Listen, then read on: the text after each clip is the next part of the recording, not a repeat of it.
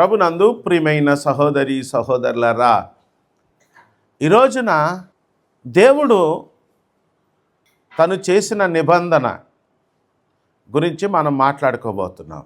ఆ నిబంధన నీ దాకా వస్తుంది నువ్వు కళ్ళెట్టుకుని చూస్తే. దేవుడు నిబంధన చేసిన వ్యక్తులతో, దేవుడు నిబంధన కలిగిన జనంతో ఈ ప్రపంచమంతా ఏకమైన వాళ్ళు ఏం చేయలేరండి. ఉదాహరణకి గ్రీసు దేశంలో మౌంట్ అథోస్ అనేది ఒక దీవి.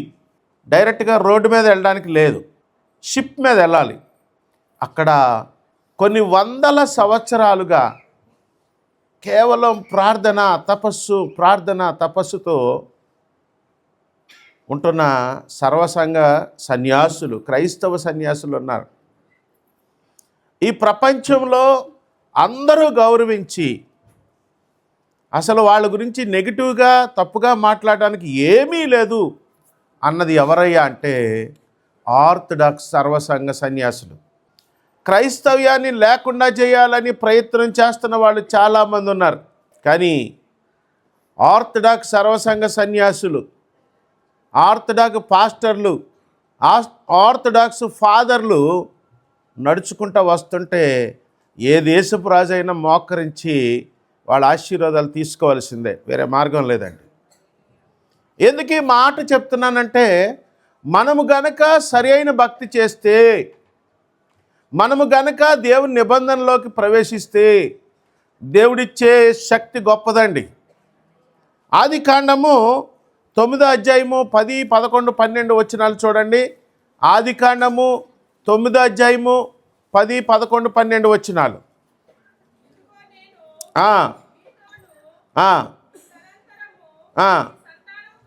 మీ సంతానముతోనూ మీతో కూడానున్న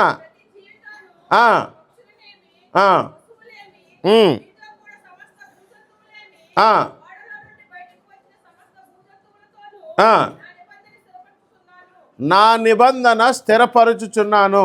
ప్రభునందు ప్రియమైన సహోదరి సహోదరులారా, నోవాహు జీవితం గురించి బైబిల్లో లేని ఒక వివరణ మీకు చెప్పాలి. అదేంటంటే, ఆదాము బతికినన్ని సంవత్సరాలు ఇలాగ చూసుకుంటా పోతూ ఉంటుంటే నోవాహుకు ఆ నోట దేవుని గురించిన సమాచారం ఉందండి. అందుకనే ప్రజలందరూ పాపంలో, దుర్మార్గంలో, వ్యభిచారంలో కొట్టుకుపోతున్న నోవాహు నీతిమంతుడిగా కనపడ్డాడు. హల్లెలూయా. దేవుడు నోవాహు భక్తిని చూశాడు. మీరు అనుకోవచ్చు, నేను భక్తి చేస్తాను, నేను వ్రతం చేస్తున్నాను, దేవుడు చూస్తాడా అని. దేవునికి ఉన్న గొప్పతనం ఏంటంటే, ఒక్క మనిషి భక్తి చేసిన దేవుడు గమనిస్తాడు. ఆదికాండంలో ప్రజలందరూ పాపంలో, దుర్మార్గంలో కొట్టుకుపోతూ చాలా భయంకరమైన పరిస్థితిలో ఉంటే నోవాహు యొక్క ఖచ్చితత్వం, ఆ నీతిమంతత్వము దేవునికి కనపడ్డది. దేవుడు నోవాహుకి బాగుపడే ఒక ఆలోచన చెప్పాడు, ఒక ఎక్సర్సైజ్ చెప్పాడు.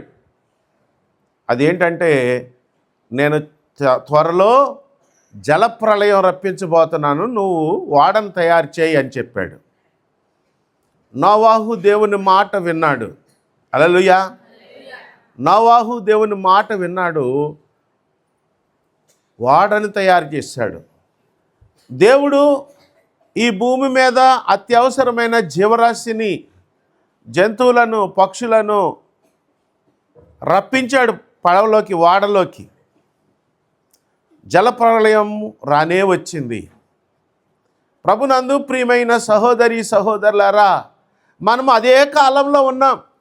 మీరు అనుకోవచ్చు, వరదలు రావండి, కాలువగట్టు బాగుంది, వరల్డ్ బ్యాంక్ వాళ్ళు ఏకంగా రివిటింగ్ చేసేశారు, ఇంకా ఊళ్ళోకి వరద రాదండి అని అనుకుంటున్నారేమో. వరద వరద కాదు, చెడు ఆలోచనలు, నీతి లేనితనం అనే వరద మన ఇంట్లోకి వచ్చేస్తుంది. దుర్మార్గము మన ఇంట్లోకి వచ్చేస్తూ ఉంటుంది. దాన్ని మనం ఆపలేని పరిస్థితి ఉంటుంది. మనం ఇప్పటి నుంచి మన జీవితాన్ని, మన కుటుంబాన్ని దేవుని కొరకు కట్టుకోవాలి. నోవాహు వాడను కట్టాడు, తన కుటుంబాన్ని కట్టాడు.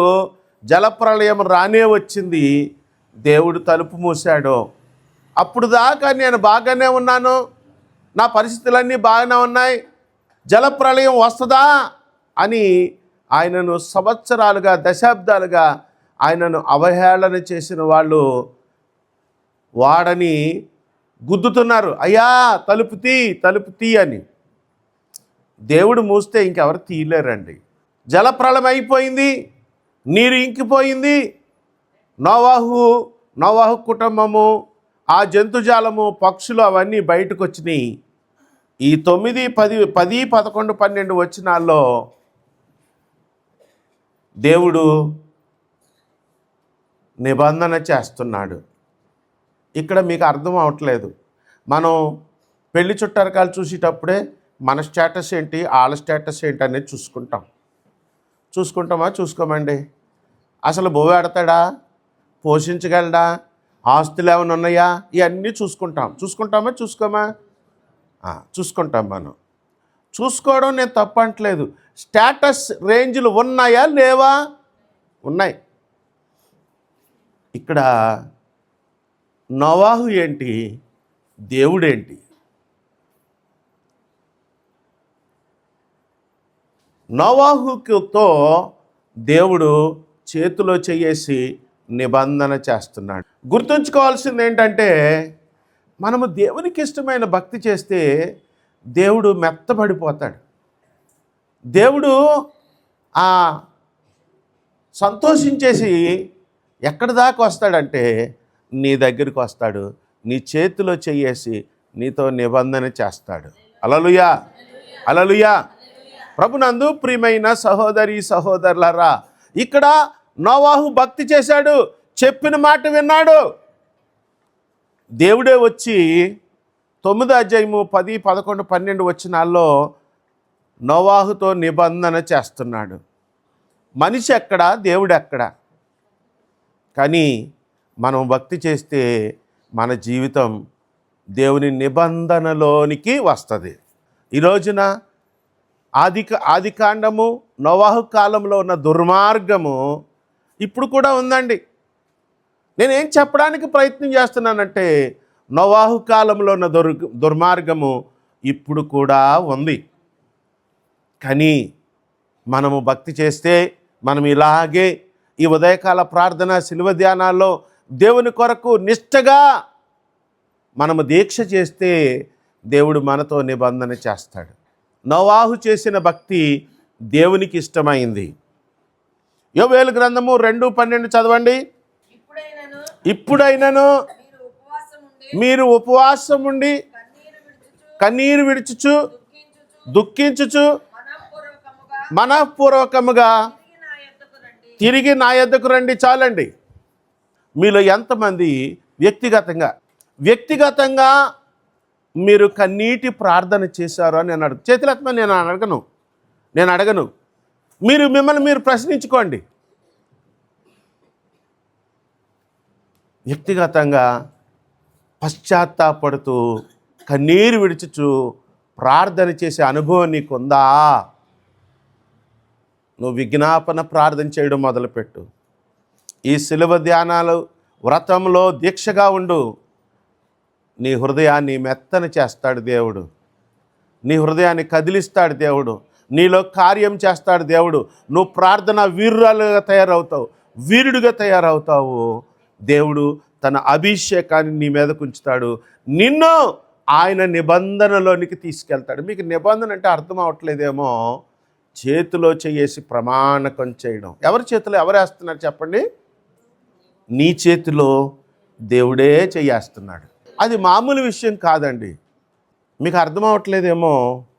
మనము భక్తి చేస్తే దేవుడే, ఈ బిషప్లు ఇవ్వకపోవచ్చు, ఈ పెద్ద పాస్టర్లు ఇవ్వకపోవచ్చు, అది మన సబ్జెక్టే కాదు. అసలు దేవుడు నీతో నిబంధన చేస్తాడు. యోవేలు గ్రంథము 2వ అధ్యాయంలో ఈ 12, 13 వచనాల్లో ప్రపంచంలో ఉన్న మనలందరినీ ఆయన పిలుస్తున్నాడు. ఇది సార్వత్రిక ఆహ్వానము. ఎవరైతే ఇరిగి నలిగిన హృదయంతో దుఃఖించుచు మనఃపూర్వకంగా ఆయన వైపు తిరుగుతారో వాళ్ళతో ఆయన నిబంధన చేస్తాడు. నిబంధనలో ఉన్న మనుషులకు, విశ్వాసులకు, నిబంధనలో లేని వారికి చాలా తేడా ఉంటుందండి. ఇహలోక పరంగా నిబంధనలో లేని వారికి ఆస్తులు ఎక్కువ ఉండొచ్చు. నిబంధనలు లేకుండా లోకములో ఉన్న వారికి చాలా అధికారము, పదవులు, హోదాలు ఉండొచ్చు. కానీ ఒకానొక రోజు వస్తుంది, ఎదురుబెదురవుతాం. దేవునిలో నిబంధన ఉన్న వారికి ఎవరైనా తప్పుకోవాల్సిందే. వాళ్ళు ఎవరైనా సరే గౌరవించాల్సిందే, ఎవరైనా సరే వంగి నమస్కారం చేయాల్సిందే. ఎందుకంటే అది ఎవరు చేసిన నిబంధన అనుకుంటున్నారు మీరు? దేవుడు నీతో చేసిన నిబంధన. నేను చాలా గర్వంతో మాట్లాడుతున్నాను, నేను చాలా ఆనందంగా మాట్లాడుతున్నాను, దేవుని సాక్షార్థం మాట్లాడుతున్నాను. దేవుడు నాతో నిబంధన చేశాడు కనుక దేవుడు నన్ను గణపరుస్తున్నాడు. దేవుడు నాకు అవకాశాలు ఎదురుగుండా తీసుకొస్తున్నాడు. ఇది కష్టము అంటే నేను నవ్వుకుంటాను, కళ్ళు మూసుకుంటాను, కష్టం పారిపోతూ ఉంటుంది. ఎందుకు ఈ మాట చెప్తున్నానంటే ఈ శ్రమల కాలాలు, ఈ శిలువ ధ్యానాలు, ఈ వ్రతము, ఈ దీక్ష మనల్ని నిబంధనలోనికి, దేవుని చెయ్యి దగ్గరికి తీసుకెళ్తుంది. ఆయన నీతో చేతిలో చెయ్యేసి ప్రమాణకం చేస్తాడు. దేవునికి కావలసింది ఇరిగి నలిగిన హృదయం.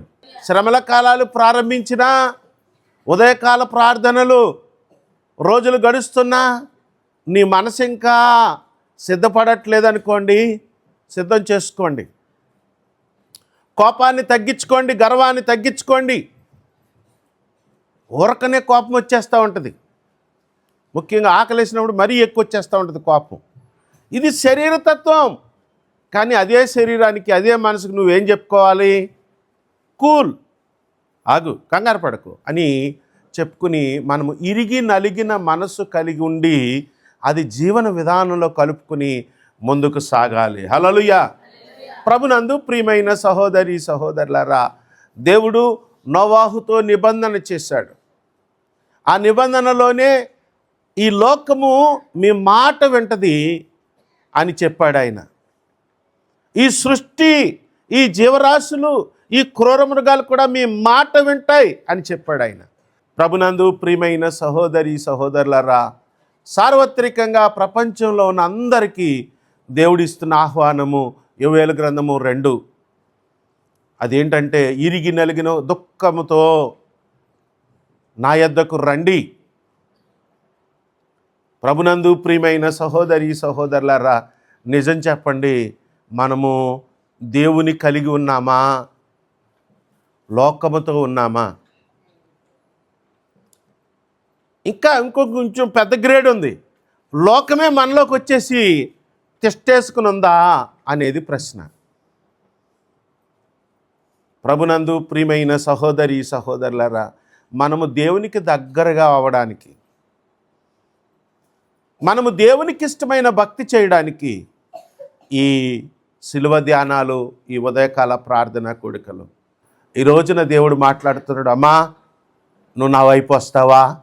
నీ చేతిలో చెయ్యేసి నీతో ప్రమాణకం చేస్తాను, నీతో నిబంధన చేస్తాను. మనకి వాగ్దానాలు చేసేవాళ్ళు చాలామంది ఉంటారు. నాకు ఈ అసెంబ్లీలో జరిగే మాటలు ఏంటో నాకు చాలా ఇష్టం. యూట్యూబ్లోకి ఇలా వింటూ ఉంటాను నేను. అసలు ఛాలెంజింగ్గా మాట్లాడేవాళ్ళు, పేర్లు ఎందుకులే, మళ్ళీ పార్టీలు ఇవన్నీ వస్తాయి. నేను చాలా సంతోషిస్తూ ఉంటాను. ఎంత దమ్ముండాలండి అంత మాట్లాడాలంటే అని నేను అనుకుంటూ ఉంటాను. రాజకీయ నాయకులు, అధికారులు ఉన్నోళ్ళు, అధికారులు, ఆఫీసర్లు ఎన్నో ప్రమాణకాలు చేస్తారు, అది చేస్తాం ఇది చేస్తామంటారు. మనుషులు మాట ఇస్తారు, మాట మీద ఉండొచ్చు లేకపోవచ్చు. కానీ నువ్వు భక్తి చేస్తే నీ దగ్గరికి వచ్చి నీ చేతిలో చేసి నీతో నిబంధన చేసేది ఎవరు అనుకుంటున్నారు? దేవుడు. అర్థమైన వాళ్ళందరూ స్తోత్రం చెప్పండి. ప్రభునందు ప్రియమైన సహోదరి సహోదరులారా, ఇది చిన్న విషయం కాదండి. ఈరోజు నోవాహు గురించి చెప్పుకున్నాం. దేవుడు బైబిల్ గ్రంథంలో ఇంకా కొంతమందితో ఆయన నిబంధన చేశాడు. ఆ నిబంధన ప్రభావం ఈ రోజుకి కూడా వర్తిస్తూనే ఉంది. దేవుడు ఒకసారి నిబంధన చేస్తే అది టెంపరరీ కాదండి. ఇది గుర్తెట్టుకోండి. దేవుడు ఒక్కసారి నీతో నిబంధన చేస్తే, మనుషులు ఈ గొడవలు వచ్చినప్పుడు, మనిషికి తగాదా వచ్చినప్పుడు మాటలు మారుతూ ఉంటాయి. కానీ దేవుడు మాట మార్చేవాడు కాదండి. ఈ జీవితంలో మనం బ్రతికుండగా ఈ శ్రమల కాలాల్లోనే మనం సాధించాల్సింది ఏంటయ్యా అంటే, నిఖార్సైన భక్తి చేస్తూ ఇరిగి నలిగిన హృదయంతో ఆయన నిబంధనలోనికి ప్రవేశించాలి.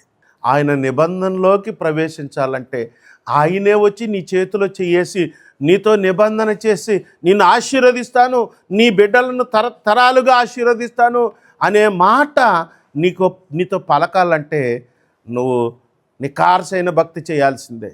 శిలువ ధ్యానాలు, ఉదయకాల ప్రార్థనలు, ఈ వ్రతము, దీక్ష ఇవన్నీ పాటించి ప్రభువా అని అడిగిన రోజున దేవుడు తప్పనిసరిగా, దేవుడు దయామయుడండి. మనం భక్తి చేస్తే పసిబిడ్డలు మనం చెప్పిన మాట విన్నప్పుడు మనం ఎంత సంతోషపడతామండి? మీరు సంతోషపడరా? వాళ్ళు భోంచేస్తున్నారు, నాన్న నాకు కూడా పెట్టరా అన్నప్పుడు ఆడు ఒక్క మెతికే పెడతాడు నోటి మీద. ఆ ఒక్క మెతుకు మనకేమైపోద్ది? ఏమీ కాదు. కానీ సంతోషిస్తామా లేదా? అలాగే మనము భక్తి చేస్తే దేవుడు సంతోషించి మనతో నిబంధన చేస్తాడు. హల్లెలూయా, హల్లెలూయా. ప్రభునందు ప్రియమైన సహోదరి సహోదరులారా, ఈ నిబంధనలోకి రావడానికి చిన్న ఎక్సర్సైజ్ మీతో చెప్తాను, చేస్తారా? 1500 సంవత్సరాలుగా గ్రీసు దేశంలో మౌంట్ అథోస్లో క్రైస్తవ్యం మీద, క్రైస్తవ సంస్థల మీద, క్రైస్తవ హెడ్ క్వార్టర్ల మీద రకరకాల రద్దాంతాలు ఉన్నాయి. కానీ ఏలెత్తి చూపడానికి అవకాశమే లేని, ప్రపంచమంతా నోరు మూసుకుని ఈ ప్రపంచంలో ఉన్న క్రైస్తవ్యానికి నిఖార్సైన కేంద్రం మౌంట్ అథోస్ అని ఒప్పుకునే ఆ మౌంట్ అథోస్లో 2000 మంది సర్వసంగ సన్యాసులు ఉంటారు. వాళ్ళ జీవితంలో చేసే పనులు ఏంటంటే వ్యవసాయం చేస్తూ ఉంటారు, తోటలు పంచుతూ ఉంటారు, పనులు చేస్తూ ఉంటారు, ప్రార్థన చేస్తూ ఉంటారు. పనులు చేస్తూ ఉంటారు, ప్రార్థన చేస్తూ ఉంటారు. ప్రార్థన లేకుండా, దేవుని స్తోత్ర బలి చెప్పుకోకుండా వాళ్ళు అసలు ఒక నిమిషం కూడా ఉండరండి. నేను ఆ మౌంట్ అథోస్ ఆర్థడాక్స్ క్రైస్తవులతో నేను స్నేహం కలిగి ఉన్నాను. మన సంఘం నుంచి ఒక అబ్బాయిని ఆర్థడాక్స్ ప్రీస్ట్ అవ్వడానికి పంపించాను. 4వ సంవత్సరం కంప్లీట్ చేసుకుంటున్నాడు. నేనేం చెప్పడానికి ప్రయత్నం చేస్తున్నానంటే, ఇక్కడ జరుగుతున్న ఈ ఉదయకాల ప్రార్థన కూడిక ఇది ఒక సంఘానికి సంబంధించింది కాదు. మనమందరము కలిసి సార్వత్రిక సంఘంగా ఏక మనసుతో వ్రతం చేస్తే ఆయన నిబంధనలోకి వెళ్ళే వ్రతం ఇది. ప్రభునందు ప్రియమైన సహోదరి సహోదరులరా, ఈ మౌంట్ అథోస్లో ప్రతిరోజు కొన్ని వేల సార్లు చేసే ప్రార్థన ఉంది. ప్రారంభం నుంచి చెప్తున్నాను, మీరు ఈ రోజు నుంచి తప్పనిసరిగా మీరు అది చెప్పాలి. నాకు కరోనా వచ్చింది. ఒక ఆసుపత్రిలో చేర్చారు. ఆసుపత్రిలో డాక్టరే కావాలని నాకేం వైద్యం చేయట్లేదు. ఈ నెత్తి మీద వాసం మేకలు దిగ్గొడుతున్నట్టుగా ఉంది. ఊపిరి ఆడట్లేదు, ఆగిపోయేలాగుంది గుండెకాయ. తట్టుకోలేకపోతున్నాను నేను. ప్రార్థన చేయాలి. ఏం ప్రార్థన చేయాలి? నాకు తెలిసి బైబిల్ గ్రంథంలో గొప్ప గొప్ప భక్తులు చేసిన ప్రార్థనలు గుర్తున్నాయి, కానీ కంఠోపాఠంగా లేవు. నాకు తెలుసు వాళ్ళు ఏం చేశారు. ఏం చేయాలి? టైం లేదు, నాకు రిలీఫ్ కావాలి అని చెప్పి మౌంట్ అథోస్లో ఆర్థడాక్స్ సర్వ సన్యాసులు చేసిన ప్రార్థన యేసయ్య ప్రార్థన చేశాను. నాతో పాటు చెప్తారా? యేసుక్రీస్తు ప్రభువా, దేవుని కుమారుడా, నేను పాపిని, నన్ను కరుణించండి. ఆమేన్. ఒక చేతికి 5 ఏళ్ళు ఉంటాయి, ఒక్కో ఏలుకి 3 కనుపులు ఉంటాయి. నేను ఎలా ప్రారంభించాను? ఎన్ని అయినాయి అండి? 15 అయినాయి. మళ్ళా ఇలా చెప్పాను, 15 అయినాయి.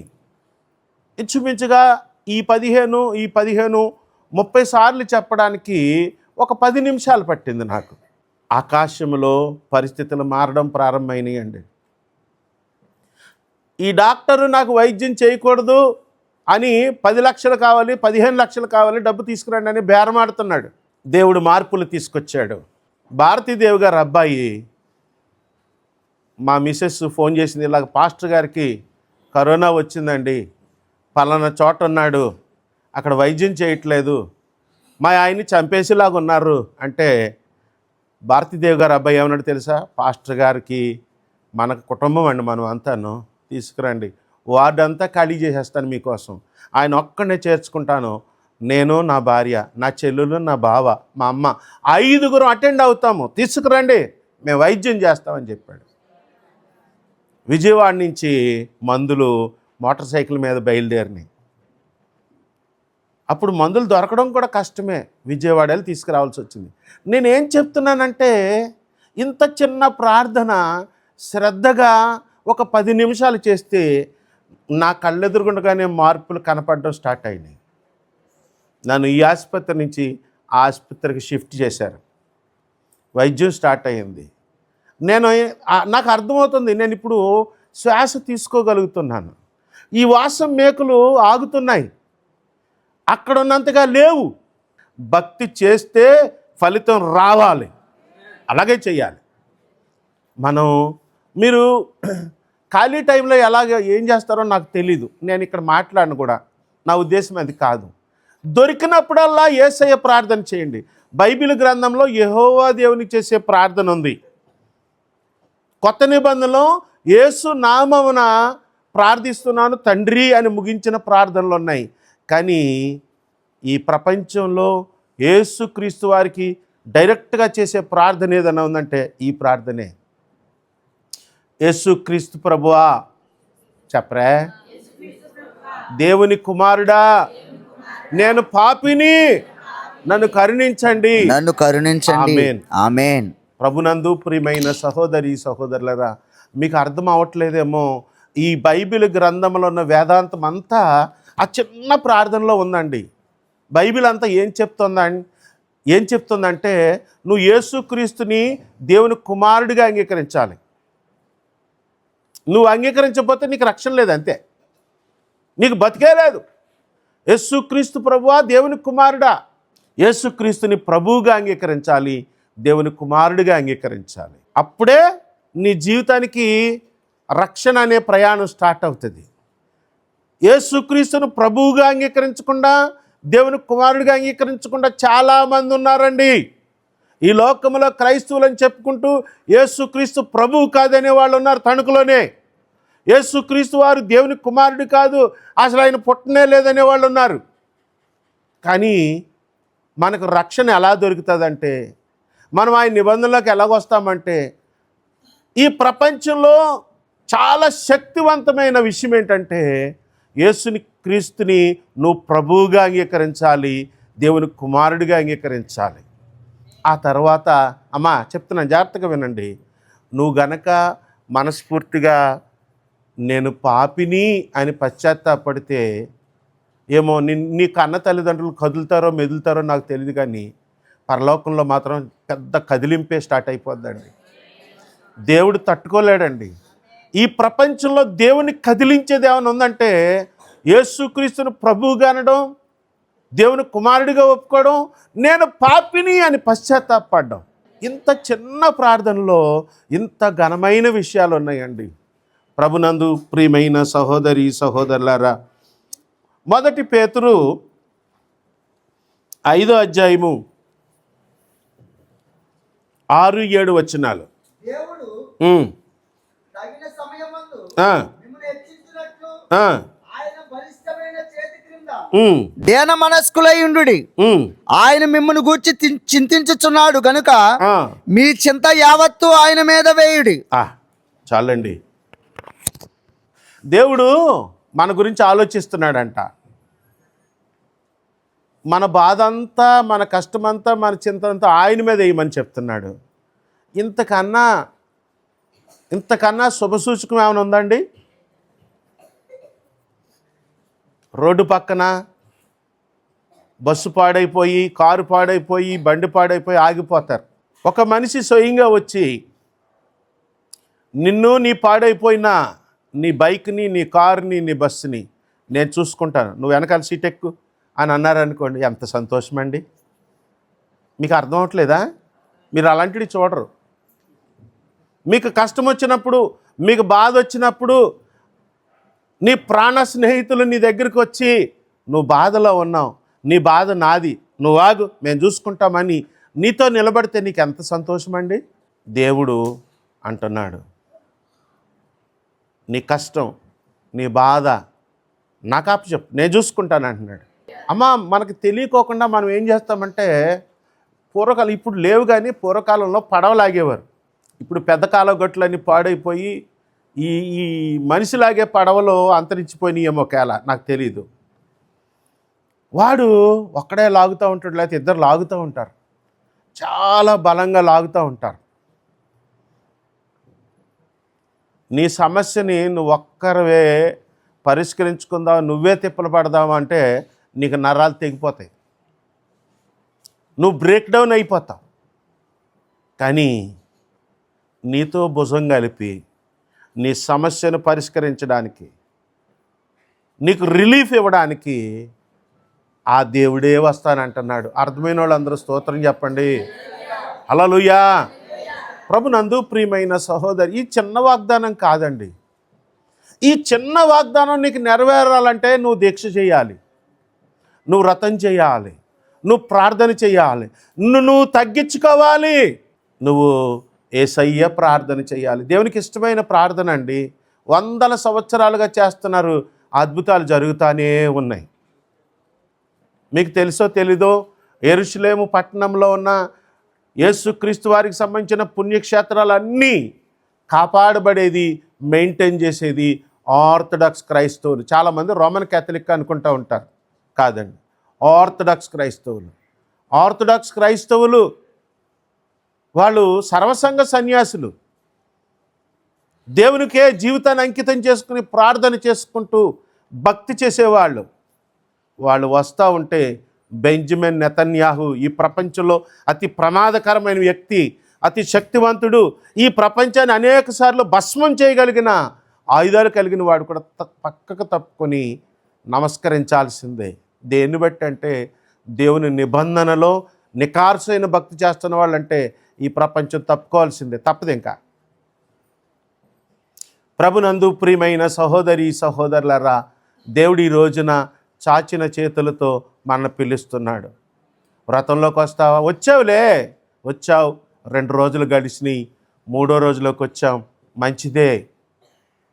కానీ నువ్వు నిజంగా కాళ్ళెట్టావా, దిగావా, మనసు అక్కడ ఉందా, వ్రతం చేస్తున్నావా? సరే, గతించేది ఏదో గతించింది, అయిపోయింది ఏదో అయిపోయింది. ఈ రోజు నుంచైనా నీ ఖాళీ సమయంలో ఒక 5 నిమిషాలు ఖాళీ దొరకదమ్మా మీకు? 5 నిమిషాలు ఖాళీ దొరకదా? 5 నిమిషాలు కూడా కేటాయించలేని వాళ్ళు నరకానికి వెళ్ళిపోతారు. ఇంకా డౌట్ ఏం లేదు. దేవుడికి ఏం పని లేదా? నిన్ను బాగు చేయడం, నీ దరిద్రం తీయడం, నిన్ను ఆశీర్వదించడమే పనిగా ఉన్నాడా? మనము కూడా చేయాలి కదండి. మాట్లాడరే? చేయాలి. ఏం చేయాలి? వ్రతం చేయాలి. ఏం చేయాలి? దీక్ష చేయాలి. ఏం చేయాలి? విజ్ఞాపన ప్రార్థన చేయాలి. ఏం చేయాలంటే పశ్చాత్తాపడాలి. అది ఏంటండి? ఎక్కడ దొరుకుతుంది? ఏ షాపింగ్ మాల్లో దొరుకుతుంది? చెప్పండి. ప్రజల ముందు నువ్వు పశ్చాత్తాపడక్కర్లే, ప్రజల ముందు పశ్చాత్తాపడక్కలే. ఒంటరిగా ఉన్నప్పుడు మనము దేవునికి వ్యతిరేకంగా చేసిన పనులను బట్టి, దేవుణ్ణి బాధ పెట్టిన పరిస్థితులను బట్టి, మీలో ఎవరైనా మా ఇంట వంట లేదండి, దేవుణ్ణి బాధ పెడతాం ఏంటండి, అస్సలు కుదరదండి అన్నవాళ్ళు ఎవరంటే చేతులు ఎత్తండి. మనమందరం అదే బ్యాచ్ కదా, మాట్లాడరేంటి? మనం అందరం ఏ రకం మనుషులు అండి? మనం దేవుణ్ణి బాధ పెడతానే ఉన్నాం కదా. మనల్ని బట్టి కదా ఈ లోకము ఆయనను గౌరవించుకోకుండా హీనాతిహీనంగా చూస్తుంది. మనల్ని బట్టే కదా యేసుక్రీస్తు వారి గురించి విమర్శించగలిగిన దమ్ము ధైర్యం ఈ ప్రపంచంలో ఎవరికైనా ఉందా? మీరు యూట్యూబ్లోకి వెళ్ళండి, వాళ్ళు ఎవరిని విమర్శిస్తున్నారు? ఈ దొంగ పాస్టర్లని విమర్శిస్తున్నారు. ఎవరిని విమర్శిస్తున్నారు? ఎవరిని తిడుతున్నారు? ఎవరిని బూతులు తిడుతున్నారు? ఈ భక్తి లేని వాళ్ళు చేసిన తప్పులను బట్టి తిడుతున్నారు. యేసయ్యను ఎవరైనా విమర్శించగలరా? మీకు తెలుసో తెలీదో ఈ భారతదేశంలో యేసుక్రీస్తు వారిని వ్యతిరేకించే వాళ్ళు ఎవ్వరు లేరండి. మీకు తెలుసో తెలీదో యేసుక్రీస్తు వారంటే అందరికి ఇష్టమే. మీకు తెలుసో తెలీదో యేసుక్రీస్తు వారిని ఈ క్రైస్తవ్యాన్ని వ్యతిరేకించేది కేవలం మనల్ని బట్టే, మన ప్రవర్తన బట్టే. యేసయ్య ప్రార్థన నేర్చుకోండి. యేసుక్రీస్తు ప్రభువా, దేవుని కుమారుడా, నేను పాపిని, నన్ను కరుణించండి, ఆమెన్. యేసుక్రీస్తుని ప్రభువుగా అంగీకరించాలి, దేవుని కుమారుడిగా అంగీకరించాలి, పశ్చాత్తాపడాలి.